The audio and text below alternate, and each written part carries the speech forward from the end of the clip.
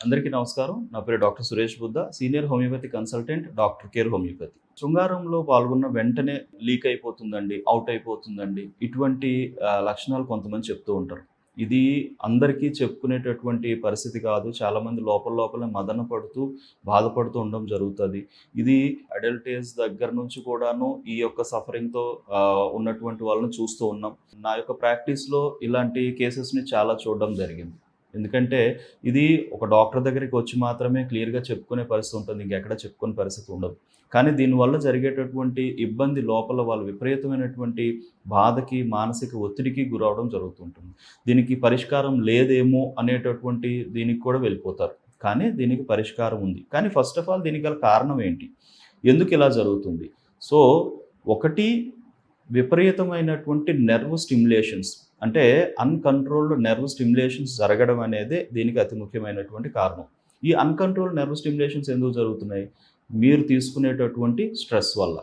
మీ brain పైన పడేటటువంటి అంటే మైండ్‌లో పడే స్ట్రెస్ యొక్క ఫ్యాక్టర్స్ అనేవి బ్రెయిన్ మీదకి రావడం, బ్రెయిన్ నుంచి మనకి హార్మోన్స్ పైకి కానీ, నెర్వ్ సిస్టమ్ పైకి గానీ రావడం జరుగుతది. ఎప్పుడైతే నర్వస్ సిస్టమ్ పైకొస్తాదో, ఆ నెర్వ్ స్టిమ్యులేషన్స్ అనేవి అన్‌ఈవెన్‌గా జరిగిపోతాయి. అంటే మీరు కోరుకున్న టైం వరకు కాకుండా ఎర్లీగా నెర్వ్ స్టిమ్యులేషన్ జరిగిపోవడం.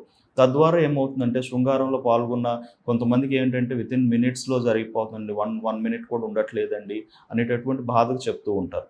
సో, వీటికి సరైన పరిష్కారం ఏంటి అంటే డెఫినిట్‌గా మీ యొక్క లైఫ్ స్టైల్ మోడిఫికేషన్స్ కొంత చేయాల్సొస్తది. అలానే వేరే అదర్ డిసీజెస్ ఏమన్నా ఉన్నాయా అనేది అబ్జర్వ్ చేయాలి. లైక్ డయాబెటిస్ కావచ్చు, థైరాయిడ్ ఇష్యూస్ కావచ్చు, ఆర్ యాంగ్జైటీస్ కావచ్చు. సో, చాలామందిలో ఏంటంటే నెగెటివ్ థింకింగ్, యాంగ్జైటీస్, ఫియర్ ఇలాంటివన్నీ ఉండడం వల్ల ఈ నెర్వ్ స్టిమ్యులేషన్స్ అనేవి చాలా స్పీడ్‌గా జరిగిపోవడం ఉంటుంది. సో, తద్వారా తొందరగా లీక్ అయిపోవడం జరుగుతుంటుంది. సో, దీనికి హోమియోపతి వైద్యంలో చాలా మంచి మెడిసిన్స్ ఉన్నాయి. చాలామంది చేసేదేంటంటే బయట టాబ్లెట్స్ వాడుతా ఉంటారు. సో, ఇప్పుడవి అవైలబుల్‌గా లేవు. బట్ పేర్లు మార్చి కూడా వాడుతున్నారు. బట్ ఇవి ఎప్పుడు కూడాను చాలా డేంజరస్ కాంప్లికేషన్స్ తీసుకొస్తాయి. అవి మాత్రం ఎప్పుడూ వాడకండి. హోమియోపతి వైద్యాన్ని చూజ్ చేసుకుంటే మీకు ఎటువంటి సైడ్ ఎఫెక్ట్స్ లేకుండా, ఎందుకు ఏ రూట్ కాజ్ వల్ల మీ నెర్వ్ స్టిమ్యులేషన్స్ అనేవి మీ కంట్రోల్‌లో లేకుండా ఉందనేది మనం అబ్జర్వ్ చేస్తాం. అంటే యాంగ్జైటీ వలన, భయం వలన, లేకపోతే వేరే అదర్ అంటే షుగర్ ఎక్కువుండి దానివల్ల ఇదవుతుందా? లేదంటే వేరే అదర్ డిసీజెస్ ఏమన్నా ఉన్నాయా? సా ఇలాంటివన్నీ కూడా మనం ఆలోచించి వాటన్నిటిని తీసుకొని దాని రూట్ కాజ్ ఏంటో కనుక్కొని మెడికేషన్స్ ఇస్తాం. ఇలా ఇచ్చే మెడిసిన్ అనేది మీ యొక్క బాడీ యొక్క నెర్వ్ స్టిమ్యులేషన్స్‌ని కంట్రోల్ చేయడం జరుగుతది. అప్పుడు ఎప్పుడైతే మనకి న్యాచురల్‌గా అది కంట్రోల్ అవుతదో, మీ యొక్క సామర్థ్యం పెరుగుతుంది, టైమ్ ఇంక్రీజ్ అవుతది, హ్యాపీనెస్ ఇంప్రూవ్ అవుతది. సో, డెఫినిట్‌గా హోమియోపతి వైద్యం ద్వారా ఎర్లీగా లీక్ అవుతున్నటువంటి కండిషన్ దీన్నే ప్రీమెచ్యూర్ ఎజాక్యులేషన్స్ అంటాం. ఈ కండిషన్‌ని మనం నయం చేసుకునేటటువంటి ఆప్షన్ ఉంది. సో, డెఫినిట్‌గా హోమియోపతి వైద్యాన్ని చూజ్ చేసుకోండి. దీని నుంచి బయటపడండి.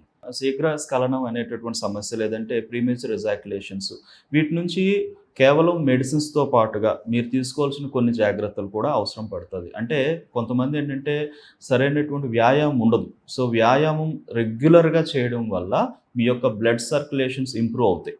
సో, అంగానికి సంబంధించి కూడా రక్త ప్రసరణ అనేది పర్ఫెక్ట్‌గా వెళ్ళడం అనేది అవసరం.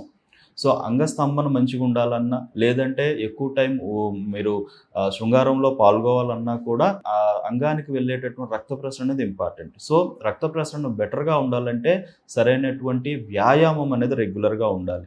అండ్ దీనికి సంబంధించి కొన్ని కీగల్ ఎక్సర్‌సైజెస్ కూడా ఉంటాయి. మీరు అవి చెక్ చేసి కూడా అవి కూడా చేయొచ్చు. అండ్ వీటితో పాటుగా డయాబెటిక్ లెవెల్స్ ఎక్కువున్నాయా? వాటిని ఇమ్మీడియేట్ కంట్రోల్ చేసుకోవాలి. కొలెస్ట్రాల్ లెవెల్స్ ఎక్కువుంటే కంట్రోల్ చేసుకోవాలి. థైరాయిడ్ ఫంక్షనింగ్ డిస్టర్బెన్స్ ఉంటే నార్మలైజ్ చేసుకోవాలి. ఒబేస్‌గా ఉంటే గనక అంటే మనం బాడీ వెయిట్ ఎక్కువగా ఉంటే దాన్ని నార్మల్‌కి తీసుకురావడం చేయాలి. మజిల్ గ్రోత్ అనేది ఇంప్రూవ్ అవ్వాలి. మజిల్ అనేది బాగా ఇంప్రూవ్ అవ్వాలి. రెగ్యులర్ ఎక్సర్సైజ్ చేయడం అనేది అవసరం. అండ్ వీటితో పాటుగా ఫుడ్ కూడా. ఎటువంటి ఫుడ్ తీసుకోవాలండి? ఫుడ్ అంటే పర్టిక్యులర్‌గా ఇది తింటేనే సామర్థ్యం పెరుగుతది అనేది కాదండి. బట్ ఎక్కువ శాతం ప్రోటీన్ ఫుడ్‌ని మీరు ప్రిఫర్ చేయడం మంచిది. ప్రోటీన్ ఫుడ్‌లో ముఖ్యంగా ఏంటంటే మీట్, అలానే ఎగ్స్, అలానే మీకు ఈ సీరియల్స్ వీటిల్లో కూడా ఉంటాయి. డ్రై ఫ్రూట్స్ వీటిలో ఎక్కువ ప్రోటీన్ అనేది ఉంటుంది. చిక్కుడు గింజలు, చిక్కుడులు, సోయా చిక్కుడులు వీటిలో మనకి ఎక్కువ శాతం ప్రోటీన్ ఉంటుంది. మిల్క్ ప్రొడక్ట్స్ మిల్క్‌తో చేసినటువంటివి ఏవైనా కావచ్చు, పన్నీర్ గానీ, ఇంకొకటేంటంటే మిల్ మేకర్ గానీ, ఇలాంటి వాటిలో మీకు ఎక్కువ ప్రోటీన్ అనేది దొరుకుతుంది. ఇది ఫుడ్‌లో మీరు ఎక్కువ శాతం దాన్ని ఎక్కువ తీసుకోవడానికి ప్రయత్నం చేయండి. ఇవి చేస్తూ మానసిక ఒత్తిళ్ళనేది ఉండకూడదు. ఎందుకంటే నేను చూస్తున్న కేసెస్‌లో కొన్ని కేసెస్‌లో వాళ్ళు సెక్స్ పాల్గొనేటప్పుడే వెంటనే చేయగలమా లేదా అనేటువంటి నెగెటివ్ థింకింగ్‌కి వెళ్ళిపోతారు.